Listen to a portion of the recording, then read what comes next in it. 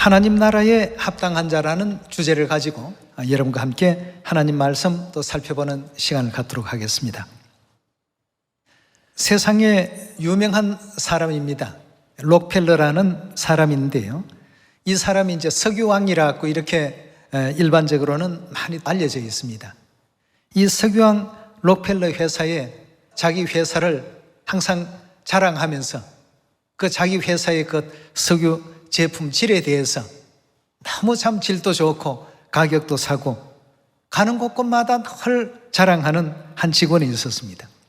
이 사람은 지방 출장을 가게 되면 보통 숙소를 호텔로 많이 이용하게 되는데 호텔에 들어가게 되면 이제 숙박기에 이름을 적는 그 란에도 한 통에 4달러 스탠다드 석유라고 꼭 먼저 적어 놓고 자기 이름을 적는다고 합니다. 그뿐만 아니고 주변에 있는 사람들하고 뭐 어떤 대화를 할 때에도 항상 한 통에 4달러 한다고 말이에요. 그것이 이제 스탠다드 석유라고 이렇게 얘기하다 보니까 어느덧 석유 한 통 4달러라는 별명을 얻게 되었다고 합니다. 석유 한 통 4달러라는 그런 별명을 이 사람이 가질 만큼 가는 곳곳마다 만나는 누구한테라도 그 얘기를 항상 먼저 꺼내놓고 그리고 난 다음에 자기들이 만난 목적에 대한 대화를 했다고 하는데요. 이렇게 되다 보니까 보통은 사장하고 식사가 쉽지가 않은데 특별히 록펠러 사장이 그 직원에게 연락을 해서 같이 식사를 하게 되었습니다. 먹으면서 얘기를 나눠보니까 이 직원이 자기 회사의 어떤 제품에 대해서 너무도 이제 열정이 있고 사장하고 얘기하는데도 얼마나 그 제품에 대해서 자랑을 하고 칭찬을 하는지 사장이 역시 듣던 소문대로 이 사람은 회사 제품에 대해서 열정이 넘치구나. 굉장히 그런 기쁜 마음을 가졌다고 합니다. 그래서 이제 이 직원이 훗날 록펠러 사장을 뒤이어서 그 회사의 사장이 되었다고 합니다. 이름이 아치볼트라는 사람이랍니다. 이 사람의 이와 같은 그 열정이 결국 이제 사장의 마음을 굉장히 감동을 시켰고 그리고 무슨 일을 맡겨도 항상 자기 회사의 그 제품에 대해서 굉장히 자랑을 하고 이 사장이 되고 난 이후라도 항상 그 얘기부터 먼저 꺼내놓고는 본론으로 들어가게 된다고 합니다. 그만큼 열정을 갖다가 보니까 수많은 사장들이 있고 또 그 주변에 다른 사장들이 또 많이 있었지만 가장 유능한 사장으로 이 사람이 손꼽히게 됐다는 요즘 말로 레전드라고 하죠. 전설과도 같은 그런 아치볼트의 일화가 있습니다. 이 사람의 그 일화를 가만히 보면서 그런 생각이 문득 들었습니다. 우리는 과연 대화를 하면서 우리 교회, 우리 진리, 또 우리가 믿고 있는 아버지 하나님, 어머니 하나님에 대해서 이렇게 많이 자랑을 먼저 해놓고 다른 얘기를 하는가? 그래서 오늘 이 말씀을 여러분들에게 드리는 것은 하나님 나라에 들어가기에 합당한 자가 과연 누구일까? 우리는 과연 이런 생활을 지금 하고 있는가? 이걸 보면서 우리는 과연 하나님 나라에 들어가기에 합당하다라고 볼 수 있는가 말이에요. 아치볼트만큼 그렇게 못했다라고 한다면 자기에게 과연 있을까? 그런 문제 때문에 참 자신을 성찰하고 또 반성해 볼 수 있는 그런 계기가 되었습니다. 그래서 오늘 제목의 말씀과 같이 하나님 나라에 합당한 자가 과연 누구일까? 예수님께서 비유로 알려주신 그 내용을 보면서 우리도 이제부터는 그냥 이렇게 시간을 보낼 것이 아니라 만나시는 누구에게라도 드라마 얘기 아니면 뭐 정치 얘기 이런 것으로만 끝내지 말고 우리 하나님에 대한 그 내용을 잠깐이라도 먼저 말씀을 드리고 시온 얼마나 참 대단한 곳입니까? 성경 66권의 선지자들과 또 예언자들과 하나님의 계시 속에서 이미 이 시온이 얼만큼 영광스러운 곳이라는 것을 우리에게 알려주셨는데 저들은 단지 작은 석유 한 통을 파는 일에 있어서도 저처럼 열정인데 우리는 영원하고 영원한 것을 알려주고 죄사함과 영생과 구원을 가져다주는 위대한 일을 하면서 소개하는 일들이 너무 좀 부족하지는 않았는가, 이런 생각이 또 문득 들었습니다. 그래서 우리 시온의 가족들은 올 한 해도 흘러가는 시간이 아니라 2000년 전 사도들과 같이 주 예수를 믿으시오. 그러면 당신과 당신의 집이 구원을 받을 것이요. 이런 어떤 표현이라도 누구에게라도 또 할 수 있는 여러분과 제가 반드시 되어야 되리라고 믿습니다. 자, 우리 예수님께서 하나님 나라에 들어가기에 합당한 자가 누구라고 하셨는지 오늘 여러분과 더불어서 마태복음 25장 살펴보도록 하겠습니다. 마태복음 25장 14절의 말씀 함께 보겠습니다. 또 어떤 사람이 타국에 갈지에 그 종들을 불러 자기 소유를 맡김과 같으니 각각 그 재능대로 하나에게는 금 5달란트를, 하나에게는 2달란트를, 하나에게는 1달란트를 주고 떠났더니 5달란트 받은 자는 바로 가서 그것으로 장사하여 또 5달란트를 남겼고 2달란트 받은 자도 그같이 하여 또 2달란트를 남겼으되 1달란트 받은 자는 가서 땅을 파고 그 주인의 돈을 감추어 두었더니 오랜 후에 그 종들의 주인이 돌아와 저희와 회개할세 5달란트 받았던 자는 5달란트를 더 가지고 와서 가로되 주여 내게 5달란트를 주셨는데 보소서 내가 또 5달란트를 남겼나이다. 그 주인이 이르되 잘하였도다. 착하고 충성된 종아, 내가 작은 일에 충성하였음에 내가 많은 것으로 내게 맡기리니 내 주인의 즐거움에 참여할지어다 하고 2달란트 받았던 자도 와서 가로되 주여 내게 2달란트를 주셨는데 보소서 내가 또 2달란트를 남겼나이다. 그 주인이 이르되 잘하였도다. 착하고 충성된 종아, 내가 작은 일에 충성하였음에 내가 많은 것으로 내게 맡기리니 내 주인의 즐거움에 참여할지어다 하고 1달란트 받았던 자도 와서 가로되 주여 당신은 굳은 사람이라 심지 않은 데서 거두고 해치지 않은 데서 모으는 줄을 내가 알았으므로 두려워하여 나가 당신의 달란트를 땅에 감추어 두었나이다. 보소서 당신의 것을 받으셨나이다. 그 주인이 대답하여 가로되 악하고 게으른 종아, 나는 심지 않은 데서 거두고 해치지 않은 데서 모으는 줄로 내가 알았더냐. 그러면 내가 마땅히 내 돈을 취리하는 자들에게 두었다가 나로 돌아와서 내 본전과 별일을 받게 할 것이니라 하고 그에게서 그 1달란트를 빼앗아 10달란트 가진 자에게 주어라. 무릇 있는 자는 받아 풍족하게 되고 없는 자는 그 있는 것까지 빼앗기리라. 이 무익한 종을 바깥 어두운 데로 내어 쫓으라. 거기서 슬피 울며 이를 갈미 있으리라 하니라 하고 했습니다. 이 달란트의 비유는 너무나도 많이 들어본 예수님의 가르침이 담겨 있는 교훈입니다. 마지막 때에 반드시 이런 일들이 일어나기 때문에 예수님께서는 이미 2000년 전 이 문제에 대해서 이렇게 언급해 놓으셨습니다. 하나님 나라에 들어가기에 합당한 자가 이 가운데 누구일까 말이죠.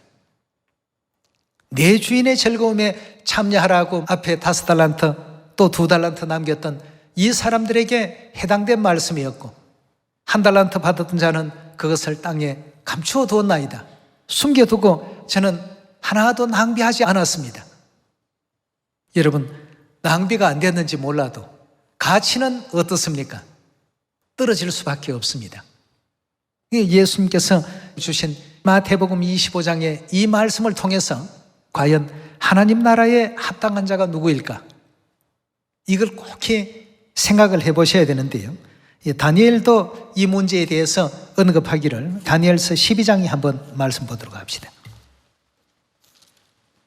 다니엘 12장 1절의 말씀 보시면 그때에 내 민족을 호위하는 대군 미가엘이 일어날 것이요 또 환란이 있으리니 이는 개국 이래로 그때까지 없던 환란일 것이며 그때 내 백성 중에 무릇 책에 기록된 모든 자가 구원을 얻을 것이라. 땅의 티끌 가운데 자는 자 중에 많이 껴 영생 얻는 자도 있겠고 수욕을 받아 무궁히 부끄러움을 입을 자도 있을 것이며 지혜 있는 자는 궁창에 빛과 같이 빛날 것이요 많은 사람을 옳은 대로 돌아오게 한 자, 많은 사람을 옳은 대로 돌아오게 한 자는 어떻게 된다고요? 별과 같이 영원토록 비칠 것이다 하고 했습니다. 우리가 지금 하고 있는 이 복음의 일은 많은 사람들을 옳은 대로 돌아오게 하는 사역이라고 볼 수가 있겠습니다. 5달란트 남겼다, 2달란트 남겼다 하는 것도 복음에 대한 교훈입니다. 하나님께서 우리 복음은 반드시 그런 결과가 있는 복음이라는 것을 항상 또 알려주셨고, 우리 복음은 결단코 실패하지 않는 복음이라고 이렇게 말씀을 주셨습니다. 복음을 하기만 하면 다 이런 결과가 오는데, 그것이 되어지는 어떤 과정에는 여러 가지 좀 어려움도 있고 기다림도 필요하죠. 그리고 복음을 전파하는 데 있어서 예수님께서 성경에 주신 몇 가지는 좀 정리를 해볼 필요가 있습니다. 첫째, 타인의 평가에 민감해서는 이 복음이 안 됩니다. 이 사람이 이런 말하고 저 사람이 저런 말하고 하나님의 교회에 방해하는 어떤 여러 가지 얘기들, 그 외부의 평가에 민감해서는 절대 안 되겠습니다. 우리는 오직 하나님의 뜻을 받들어서 일을 해야지, 우리 주변에서 사람들이 이렇다 해서 일이 휘청하고 저렇다 해서 저리 움직여서는 안 되겠습니다. 하나님께서 계시는 그 시온, 그곳에서 나오는 진리가 아니고서는 이 세상을 온전하게 치유할 수가 없고, 죄라는 그 질병을 고칠 수 있는 능력과 권능은 오직 이 복음이라는 새 언약 진리 외에는 없다는 것을 분명히 또 이해했을 것입니다. 그렇게 확실한 것을 우리에게 주셨다면 이제 우리가 이걸 많이 알리고 소개해서 세상을 살리는 역할을 해야 되겠습니다. 세상을 구원하는 일에 타인의 평판, 타인의 평가, 이건 우리가 민감하게 반응할 일이 아니라는 것이죠. 그 다음에 이제 다른 사람들이 하는 일에, 즉 세상 사람들이 하는 일에 너무 지나치게 관심을 안 갖는 게 좋습니다. 세상 사람들이 뭐 다이어트를 한다, 뭘 한다 하면 그런 어떤 유행에 너무 민감해서 정작 우리가 해야 될 이 복음의 일들을 뒷전으로 여기고 그런 것이 더 가치 있는 일처럼 오인하는 경우, 그래서 다른 이들의 그 일에 지나친 관심은 금물이라고 이렇게 성경과 선지자들은 일깨워주고 있는 가운데 있습니다. 5달란트 받았던 그 사람이 10달란트를 남기게 된 그 비결을 지금 알려드리는 겁니다. 타인의 평가에 민감하지 말고 다른 이들의 일에 지나치게 관심을 갖지 않고 오직 하나님의 그 평가를 바라며 하나님의 일에 충성스럽게 일하면서 살아가는 이 삶을 최고의 가치로 여길 줄 알 때, 여러분도 저도 10달란트를 남길 수 있는 그런 예언의 그 인물들이 다 될 수가 있을 것입니다. 다시 말해서 하나님 나라에 합당한 자로 여김을 받을 수가 있을 것입니다. 다니엘서에도 많은 사람들을 옳은 대로 돌아오게 하는 이 사람들은 궁창의 별과 같이 영원토록 빛나게 할 것이다 고 이렇게 말씀을 주셨는데요. 우리 하나님께서 성부시대, 성자시대, 성령의 시대를 통해서 하나님 나라에 들어가기에 합당한 자들을 어떤 자들로 삼으셨는지 그 내용을 지난 역사 속에서 한번 찾아서 성령 시대를 살고 있는 우리가 과연 어떻게 하게 될 때에 하나님 나라에 합당한 자가 될 수 있는가, 이 문제에 대해서도 한번 알아보도록 하겠습니다. 자, 우리 성자 시대로 잠깐 한번 넘어가 보겠습니다. 사도행전 5장 42절의 말씀 보겠습니다. 5장 42절의 말씀 보시면 저희가 날마다 성전에 있든지 집에 있든지 예수는 그리스도라 가르치기와 전도하기를 쉬지 아니하니라 하고 했습니다. 사도시대 때 사도들이 행했던 일상의 어떤 복음의 그 활동 기록입니다. 그들은 성전에 있든지 집에 있든지 날마다 예수는 그리스도라 가르치기와 전도하기를 쉬지 아니하였더라. 좀 전에 예화에 등장했던 아치볼트와 좀 비슷한 점이 있지 않습니까? 그 아치볼트라는 그 사람은 누구를 만나든지 간에 석유 한 통에 $4, 스탠다드 석유 회사, 그 문구만큼은 꼭 얘기를 하고 본론을 얘기한답니다. 여기도 지금 보니까 저희가 가는 것은 지금 초대교회 성도들이죠. 날마다 성전에 있든지 집에 있든지 예수는 그리스도라 가르치기와 전도하기를 쉬지 아니하였더라. 자, 성부 시대는 여호와 하나님을 증거했다면 성자 시대에는 예수님을 전했던 초대교회 성도들이었습니다. 그럼 성령 시대 우리는 과연 어떻게 해야 될까? 예수라는 성자 시대의 이름에 성령 시대 새 이름을 한번 개입을 해보십시오. 날마다 성전에 있든지 집에 있든지 안상홍님은 그리스도라 가르치기와 전도하기를 쉬지 아니하였더라.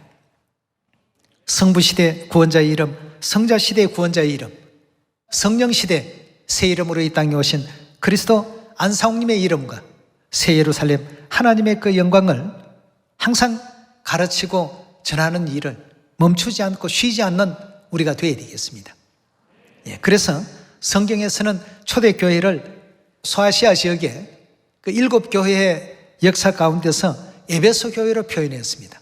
에베소라는 뜻은 무슨 의미를 가지고 있다고 했습니까? 제일이라는 의미가 있다고 했죠. 최고, 제일.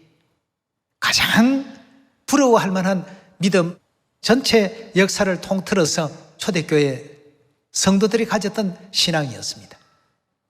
그들의 어떤 신앙의 자취를 따라가 보게 되면 날마다 성전에 있든지 집에 있든지 예수는 그리스도라 가르쳤고 전도하는 일을 쉬지 아니하는 신앙의 그 행보를 보였습니다. 8장으로 넘어가겠습니다. 사도행전 8장 35절의 말씀 보도록 하겠습니다. 빌립이 입을 열어 이 글에서 시작하여 누구를 가르쳤다고 했습니까? 예수를 가르쳐 복음을 전하니. 이 장면은 우리가 너무나도 잘 아는 에디오피아 간닥의 여왕의 국고를 맡은 그 내시가 빌립을 통해서 침례를 받는 내용이 되겠습니다. 많은 초대교회 행적들 가운데 빌립도 여기에 뭐라고 했죠? 빌립이 입을 열어 이 글에서 시작하여 예수를 가르쳐 복음을 전했다고 했습니다. 이 당시에 예수라는 이름은 일반적으로 알려져 있는 이름이 아니었습니다. 하나님을 믿는 사람들에게 오직 여호와라는 이름 외에는 다른 어떤 구원자의 이름이 명시되지 아니했던 그런 시대였습니다. 그런데 간닥의 내시에게 나아가서 그 이사야 선지자의 글을 읽고 있는 것을 보고 그 글 속에 그 주인공이 누구인지 알겠느냐? 뭐 누가 가르쳐주는 사람 없으니까 예언서가 분명한 것 같은데 잘 모르겠다 하니까 같이 동행하면서 그 이사야 선지자의 그 글 속에 담겨 있는 그 주인공이 바로 예수님이시다 말이에요. 이렇게 해서 내시에게 예수님을 믿을 수 있는 그 믿음을 전해주는 어떤 그런 광경을 사도행전 8장에서 우리가 지금 보고 있는 가운데 있습니다. 어느 시대든지 하나님 나라의 그 합당한 자들은 전부 이런 생활을 살고 있습니다. 빌립도 천국 갔고 초대교회 성도들도 천국 간 사람들입니다. 다시 말해서 하나님께서 보시기에 합당히 여김을 받은 자들이라고 볼 수가 있겠죠. 우리 계속해서 베드로가 또 예수님은 그리스도라고 증거하는 장면을 한번 보도록 합시다. 사도행전 4장 11절입니다. 사도행전 4장 11절의 말씀 보시면 이 예수는 너희 건축자들의 버린 돌로서 집 모퉁이의 머릿돌이 되었느니라. 다른 이로는 구원을 얻을 수 없나니 천하 인간의 구원을 얻을 만한 다른 이름을 우리에게 주신 일이 없음이니라 하였더라고 했습니다. 그럼 예수 초림 당시와 지금의 우리의 어떤 그 입장은 어떠냐? 너무 똑같습니다. 그 당시에 알려진 구원자의 이름은 여호와였습니다. 예수라는 그 이름은 그냥 평범한 한 목수의 아들 정도로서 이렇게 알고 있었던 그 시절에 예수 외에는 다른 구원자가 없습니다. 천하 인간의 구원을 받을 만한 다른 이름을 우리에게 주신 적이 없습니다. 사도들은 굉장히 담대하게 증거를 했습니다. 그러니까 그 소문이 한 사람에게서 두 사람, 두 사람에게서 네 사람, 네 사람에게서 여덟 사람, 여덟 사람에게서 16사람, 또 16사람에게서 32사람, 점점 그렇게 유대 고을 전역에 퍼져나가게 되었던 것이죠. 하나님에 대한 어떤 절대적인 확신과 믿음을 가졌기 때문에 이런 일들을 할 수가 있었고, 예수님이 인류를 구원하러 이 땅에 오신 메시아요, 참 그리스도라는 이 사실에 대해서 저들은 기탄 없이 얘기했다고 했습니다. 기탄 없이 뭐 꺼려하거나 두려워하거나 좌절하면서 말하는 것이 아니라 기탄 없이 증거했던 장면을 볼 수 있습니다. 이런 분들이 전부 하나님 나라에 합당한 자로 여김을 입었고, 다니엘 12장의 말씀과 같이 많은 사람들을 옳은 대로 돌아오게 해서 궁창의 별과 같이 영원토록 빛나는 그러한 영광 가운데 나아갔던 사람들이었습니다. 그렇다면 오늘날 이 성령 시대에도 우리는 주저할 필요가 없죠. 성경에 다 예언되어 있고 증거가 되어 있으니까. 또 하나님께서 오셔서 구원을 위해서 만들으시고 예비하신 곳이요, 또 영생의 축복을 주시기 위해서 예정하신 곳이요, 죄 사함을 얻게 하기 위해서 작정하시고 만드신 곳이 바로 시온이었다는 그 사실을 살펴봤습니다. 그렇다면 록펠러 석유 회사의 사장이었던 아시볼트 같은 그런 사람처럼 우리도 항상 어떤 대화의 서두에다가 아버지를 자랑하고 어머니를 자랑하고 시온을 자랑하고 새 언약을 자랑하고 누구를 만나더라도 그렇게 하고 본론을 내놓게 된다라고 한다면 아마 여러분들도 그런 별명 한 가지 얻게 될 겁니다. 아치볼트 같은 사람도 석유 한 통에 4달러 하는 것이 별명이라기보다도 훈장이죠. 영예로운 훈장이 된 것입니다.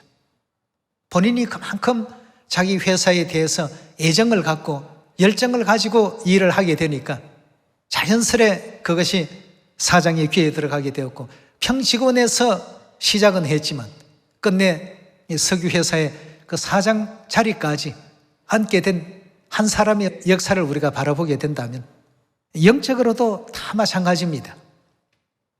영적으로도 2달란트 남긴 사람은 2달란트만큼, 5달란트 남긴 사람은 5달란트만큼 말이죠. 다 예수님께서도 그리 하시겠다고 하지 않았습니까? 빌립도 예수님을 증거하고 베드로도 예수님을 증거했고, 또 사도행전 16장에 보면 사도 바울도 예수님을 증거한 장면이 있습니다. 오늘날 이 성령 시대에 우리가 과연 해야 할 일들이 무엇인가를 지난날의 역사 속에서 발견해야 되겠습니다. 사도행전 16장 31절입니다. 가로되 주 예수를 믿으라. 그리하면 너와 네 집이 구원을 얻으리라고 했습니다. 자, 여기에도 지금 사도 바울이 옥에 갇혀 있을 때 하나님께 영광을 돌리고 찬송을 불렀을 때 그 옥터가 움직이게 되고 아주 큰 지진이 나서 묶어놨던 그 착고가 다 풀리고 옥문이 열리고 말이죠. 이 간수가 그런 어떤 광경을 보고 죄수들이 다 도망했구나, 깜짝 놀라서 칼을 빼어서 자기를 하려고 하니까 바울과 실라가 말리는 장면입니다. 말리고 나니까 그 간수가 볼 때에는 이분들이 참 보통 분들이 아니구나, 이런 어떤 초자연적인 현상까지 일어나서 이들을 지금 돕고 있는 걸 보니까 이들에게는 어떤 그 큰 신이 돕고 있구나 말이에요. 선생들아, 내가 이 시대에 무엇을 해야 구원을 받을 수 있겠느냐 하니까 바울과 실라가 지체하지 않고 얘기했습니다. 주 예수를 믿으시오. 그리하면 당신과 당신의 집이 구원을 받게 될 것이오 말이에요. 그러니까 그 시로 바로 집에 가서 그 맞은 자리를 전부 씻어주고 또 음식을 차려주고 그렇게 해서 침례받고 구원받았던 그 놀라운 초대교회의 그 역사를 우리가 사도들의 행적 속에서 지금 찾아볼 수가 있겠습니다. 여기에서 이제 지금 우리가 바라보면 초대교회 성도들은 한결같이 그 당시에 많이 알려지지 않았던 예수님을 지금 전하고 있다는 이 사실을 발견할 수가 있습니다. 빌립도 간다게 네시에게 예수를 믿으라. 또 베드로도 많은 사람들 앞에서 예수 이름 외에는 구원을 얻을 만한 다른 이름을 우리에게 하나님께서 주신 적이 없다. 사도 바울도 그 옥사장에게 뭐라고 했습니까? 주 예수를 믿으시오. 그러면 당신과 당신의 집에 구원의 축복이 주어지게 될 것입니다. 오늘날 이 성령 시대에 와서 예수님의 이름이 많이 알려졌습니다만 이 초대교회 당시에는 예수라는 이름이 많이 알려지지도 않았고 예수님이 어떤 분이신지도 알지 못했던 이런 시대 속에 지금 예수님을 전하고 있습니다. 그리스도 안상홍님 성령 시대에 지금 전해야 될 사명을 우리 모두가 지금 받고 있습니다. 이 시대에는 다른 구원받을 만한 이름이 있습니까? 다른 이름으로서는 구원 얻을 만한 이름이 없습니다. 오직 그리스도 안상홍님 새 예루살렘 하늘어머니의 그 영광이 아니고는 구원이 안 되기 때문에 우리도 그리스도 안상홍님 새 예루살렘 하늘어머니 또 우리 시온, 새 언약, 유월절 또 절기 이 내용을 사마리아 땅끝까지 다 널리 전할 수 있는 습관을 가지게 된다면 어찌 하늘나라의 왕같은 제사장 하나님께서 시게 주시지 않겠습니까? 네. 하나님 나라에 합당한 자가 됩시다. 우리 한 말씀만 더 보시고 마치겠습니다. 데살로니가 후서 1장입니다. 데살로니가 후서 1장 4절의 말씀 함께 보겠습니다.